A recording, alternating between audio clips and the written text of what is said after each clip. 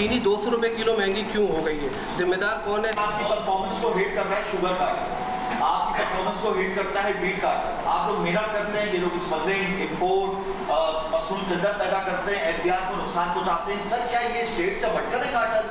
क्या आप लोग इनके हवाले से कुछ स्टेप उठा सकते हैं? हम इन प्राइसेस को मंथली बेसिस पे मॉनिटर कर रहे हैं और नेशनल प्राइसिंग मॉनिटरिंग कमेटी भी है, बट ईसीसी भी हमें डायरेक्ट किया गया है बाय द कैबिनेट कि इनको मॉनिटर करें और जो भी स्टेप्स लेने हैं उसमें लिए जाएं। तो इसलिए ये उतार चढ़ाव ये चीज़ें रहती हैं, कभी रमज़ान से पहले, कभी रमज़ान के बाहर। वज़ीर ख़ज़ाना मोहम्मद औरंगज़ेब का चीनी की बढ़ती कीमतों पर वाज़ेह जवाब देने से गुरेज। कहा, रमज़ान आए या कोई और इवेंट हो, ग़िज़ाई अशिया की कीमतें ऊपर नीचे हो जाती हैं। गंदम और चीनी को भी डीरेगुलेट कर देना चाहिए। कराची चैम्बर ऑफ कॉमर्स में गुफ्तगू करते हुए वज़ीर ख़ज़ाना ने कहा, बैरूनी सरमायाकारों का मुनाफा बाहर जाने और एलसी ना खुलने के मसाइल ख़त्म हो चुके हैं। इनकी राय में शरह सूद में कमी की गुंजाइश मौजूद है। फैसला स्टेट बैंक को करना है। हुकूमत के पास जितनी मालियाती स्पेस थी उतना रिलीफ तनख्वाहदारों को दे चुके हैं। तनख्वाहदारों की सहूलियत के लिए टैक्स गोशवारों को आसान बना दिया है। छोटे और पहली मरतबा मकान बनाने वालों के लिए सस्ते कर्ज की स्कीम जल्द शुरू कर रहे हैं।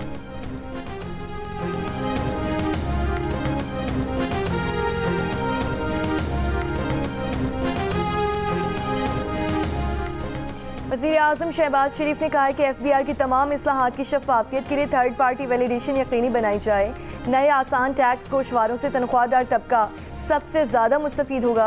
एफबीआर की डिजिटाइजेशन पर जायज़ा इजलास से खिताब करते हुए वज़ीर आज़म ने कहा कि अव्वलीन तरजीहात में टैक्स बेस का इजाफा और गरीब पर टैक्स के बोझ में मज़ीद कमी शामिल है। पहली मरतबा मसनूई ज़हानत के ज़रिए टैक्स असेसमेंट के निज़ाम का इत्तलाक़ बड़ी कामयाबी है। वज़ीर आज़म ने कहा कि टैक्स गोशवारे का आसान और उर्दू में होना खुशाइंद अमर है।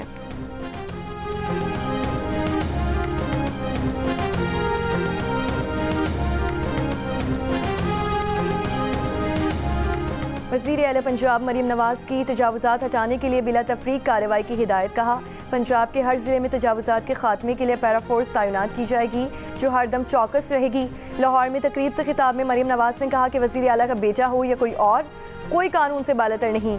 इनके बेटे जुनेद ने अपनी गाड़ी का चालान करने वाले अहलकार को शाबाश दी। कहा, आपने रोका तो अपनी ड्यूटी निभाई, चालान करें। वाक़े का पता चलने पर खुद उन्होंने भी चालान करने वाले अहलकार को फ़ोन करके शाबाश दी।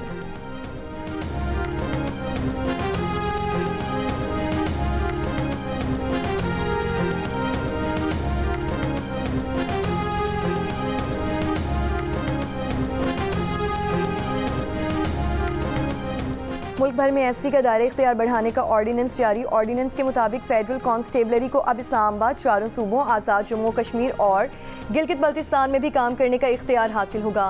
फेडरल कांस्टेबलरी की जिम्मेदारियां फसादात पर काबू पाना, दाखिली सिक्योरिटी, काउंटर टेररिज्म और तहफ़्फ़ुज़ फराहम करना होंगी। वज़ीर मुमलिकत बराए दाखिला तलाल चौधरी का कहना है कि क़याम अमन के लिए एफसी का खुसूसी किरदार होगा। एफसी का तमाम बजट वफाकी हुकूमत देगी। ऑर्डिनेंस पार्लिमान में हो भी जाएगा और इस पर बहस होगी। तलाल चौधरी ने वजाहत की कि ये कोई फेडरल पुलिस नहीं है, ये फेडरल कांस्टेबलरी है। कोई इस मामले को कन्फ्यूज़ ना करे।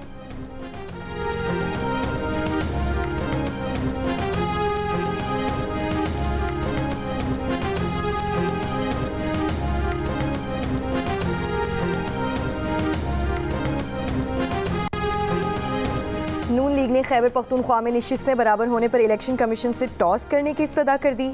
इलेक्शन कमीशन ने खैबर पख्तूनख्वा में मखसूस नशिस्तों की तकसीम के केस का फैसला महफूज कर लिया। इलेक्शन कमीशन में नून लीग के वकील ने कहा, जब JUI और हमारी सीटें बराबर हैं तो मखसूस नशिस्तें कैसे बराबर नहीं हो सकती? हमारी 8 और JUI की 10 सीटें कैसे हो सकती हैं? 9 नशिस्तें दोनों जमातों को मिलनी चाहिए थीं। कानून के मुताबिक बराबर होने पर टॉस हो सकता है। JUI के वकील ने कहा, तारिक अवान को 9 रोज़ बाद शामिल करना रूल्स की खिलाफ वर्जी होगी। एक सीट की खातिर पूरे मुल्क में मखसूस नशिस्तों का मामला दोबारा खड़ा हो जाएगा। हमारे साथ जो मुस्लिम लीग नून ने तय किया, आज वो उसके बरअक्स कर रहे हैं।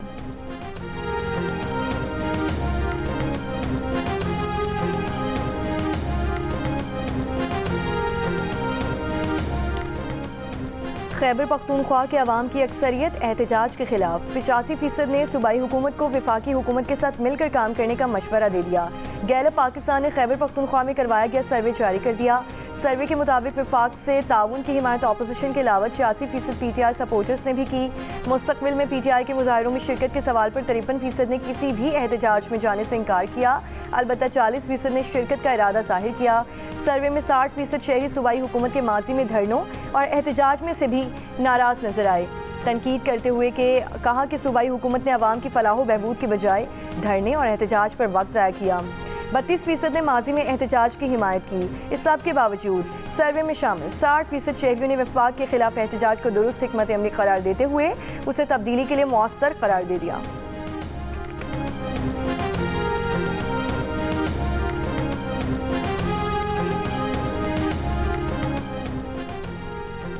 खैबर पख्तूनख्वा से 47% शहरियों का बानी PTI को वज़ीर आला अली अमीन गंडापुर को हटाने का मशवरा। कारकर्दगी पर अदम इत्मीनान का इजहार किया, अलबत्ता 40% ने वज़ीर आला को हटाने की मुखालिफत कर दी। गैलप पाकिस्तान ने खैबर पख्तूनख्वा के 3000 शहरियों की राय पर मबनी नया सर्वे जारी कर दिया। सर्वे में PTI के 36% सपोर्टर्स भी वज़ीर आला खैबर पख्तूनख्वा को हटाने की हिमायत में सामने आए, अलबत्ता PTI के 53% वोटर्स ने वज़ीर आला का साथ दिया और हटाने के लिए खुलकर मुखालिफत की। वज़ीर आला खैबर पख्तूनख्वा को सर्वे में 53% ने सूबे में करप्शन रोकने में नाकामी, जबकि 49% ने रोजगार की अदम फराहमी का जिम्मेदार ठहराया। उसके बरक्स 64% ने सेहत और साफ पानी की फराहमी, जबकि 62% ने तालीमी सहूलियात की दस्तयाबी पर कारकर्दगी को सराहा। सर्वे में 50% शहरियों ने वज़ीर आला पंजाब मरीम नवाज़ की कारकर्दगी को वज़ीर आला अली अमीन गंडापुर से बेहतर करार दे दिया। कारकर्दगी को बेहतर करार देने वालों में PTI के 37% वोटर्स भी शामिल नजर आए, जबकि 39% ने वज़ीर आला अली अमीन गंडापुर की कारकर्दगी को मरीम नवाज से बेहतर कहा। सर्वे में अली अमीन गंडापुर की कारकर्दगी का साबिक वज़ीर आला की कारकर्दगी से भी मवाजना किया गया। 52% ने उनकी कारकर्दगी को साबिक वज़ीर आला महमूद खान से बुरी या उन जैसी कहा, जबकि 37% ने बेहतर करार दे दिया। मुशीर इत्तलात खैबर पख्तूनख्वा बैरिस्टर सैफ ने इल्ज़ाम आयद किया है कि गैलप का सर्वे फॉर्म 47 हुकूमतों की ईमा पर तैयार शुदा है। मफरूज़ों पर मबनी सर्वे का हकीकत से दूर दूर तक वास्ता नहीं। गैलप पंजाब हुकूमत की तबाहकारियाँ और जनूबी पंजाब की महरूमियाँ दिखाए। कच्चे के डाकुओं कराची की गंदगी पर गैलप ने अवामी राय क्यों नहीं ली?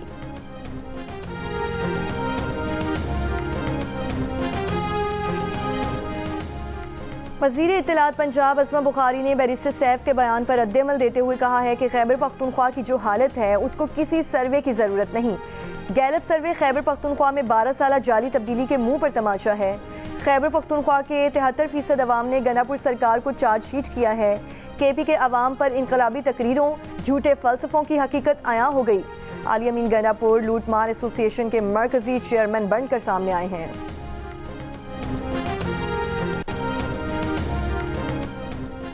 मुतनाज़ा पैका एक्ट पर इंटरनेशनल फेडरेशन ऑफ जर्नलिस्ट का इजहार तशवीश। चीफ जस्टिस ऑफ पाकिस्तान को ख़त लिख दिया। ख़त में कहा गया है कि पाकिस्तान में सहाफ़ियों को पेशा वाराना फ़राइज़ की अंजामदही में बढ़ते ख़तरात, पैका कानून के तहत मुकदमात, हिरासानी और धमकियों का सामना है। पैका के तहत आज़ादी इज़हार और बुनियादी हुकूक महदूद हो रहे हैं।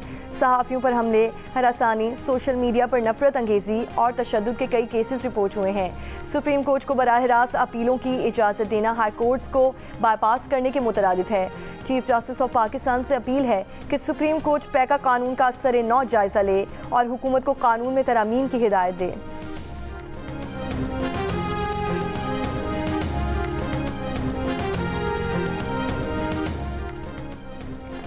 पाकिस्तान स्टॉक एक्सचेंज में तेज़ी। 100 इंडेक्स 1800 से ज़ायद पॉइंट्स के इजाफे के बाद 1,36,000 की सतह अबूर कर गया। वज़ीर आज़म शहबाज शरीफ ने स्टॉक मार्केट में तेज़ी को कारोबारी बरादरी के एतमाद का मज़र करार दे दिया। मार्केट में रिकॉर्ड तेज़ी पर खुशी का इजहार कहा। हालिया मुस्बत मुआशी अशारिया हुकूमती पॉलिसीज़ की दुरुस्त समत होने की अक्कास हैं। मुआशी इस्तेहकाम के बाद मुल्क मुआशी तरक्की की राह पर गामज़न हो चुका।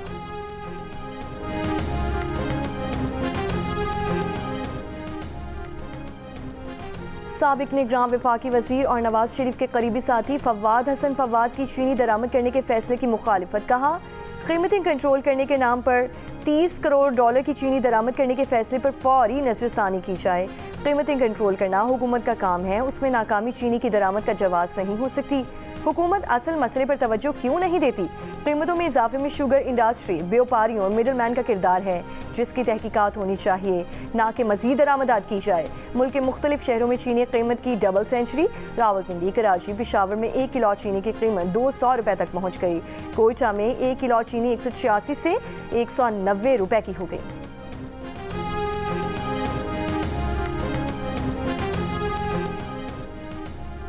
वज़ीर दाखिला मोहसिन नकवी की तेहरान में ईरानी वज़ारत दाखिला की आमद। ईरान के वज़ीर दाखिला सिकंदर मोमनी ने मोहसिन नकवी का खैर मकदम किया। पाकिस्तान की दरख्वास्त पर पाकिस्तान, ईरान और इराक़ के वज़राए दाखिला की कॉन्फ्रेंस। इजलास में ज़ायरीन और बॉर्डर इशूज़ के हल के लिए मरबूत इक़दामात पर गौर। सह मुल्की कॉन्फ्रेंस में ज़ायरीन की मज़ीद सहूलत के लिए इक़दामात का जायज़ा। डिफेंस कराची में नौजवान पर तशद्दुद करने वाले सलमान फारूकी के खिलाफ पुलिस ने मुकदमा ख़त्म कर दिया। पुलिस रिपोर्ट के मुताबिक मुतासरा नौजवान मुल्जिमान के खिलाफ कार्रवाई नहीं चाहता।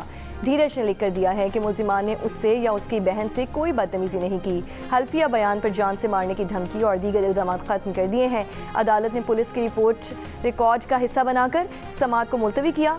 सलमान फारूकी और अवैस हाशमी के खिलाफ गिजरी थाने में मुकदमा दर्ज था।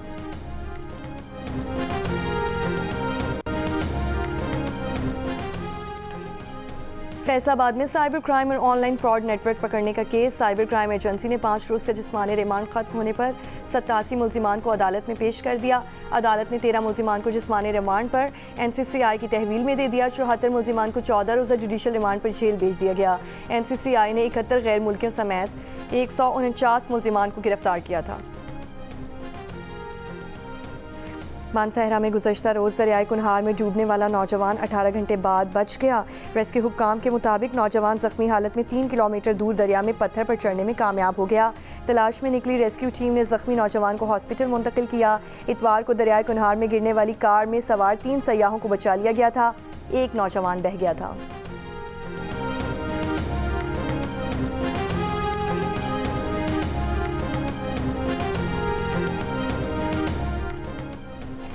पाकिस्तान की सीनियर हॉकी टीम के बाद जूनियर हॉकी टीम भी भारत ना भेजने का फैसला। PHF बाज़ाब्ता ऐलान जल्द करेगी। एशिया कप अगस्त सितंबर में और जूनियर हॉकी वर्ल्ड कप नवंबर दिसंबर में भारत में शेड्यूल्ड है। ज़राए का कहना है कि PHF को बता दिया है कि मौजूदा सूरत हाल में रवा बरस कोई भी टीम भारत नहीं जाएगी।